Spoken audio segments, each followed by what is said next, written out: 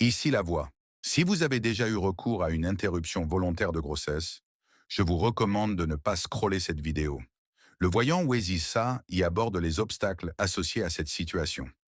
De nos jours, l'avortement est légal dans de nombreux pays et des lois ont été adoptées pour encadrer sa pratique dans des circonstances spécifiques. Sommes-nous conscients que ces avortements peuvent entraîner des blocages sur le plan financier, professionnel et sentimental? Cette réalité est souvent méconnue de nombreuses personnes. Lorsque l'on procède à un avortement, cela est considéré comme un acte répréhensible.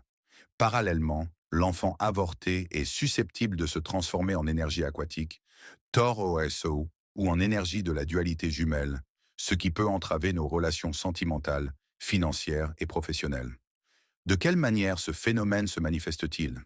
Pour ceux ayant eu recours à l'avortement, si vous remarquez les signes suivants, lorsque vous retirez vos chaussures pour les remettre ultérieurement, vous pourriez constater qu'une chaussure est fermée tandis que l'autre est ouverte, ou bien que les deux sont fermés. Il est important de noter que les avortements que vous avez subis laissent des traces. En vous couchant le soir, si vous ressentez des courbatures au réveil, même en l'absence d'exercice physique intense la veille, cela peut indiquer que l'énergie aquatique ou l'énergie de la dualité jumelle commence à entraver votre vitalité en raison de l'avortement que vous avez subi. Par ailleurs, en cas de perte répétée de petites sommes d'argent, il est essentiel d'agir rapidement et de prendre des mesures préventives pour éviter toute aggravation de la situation.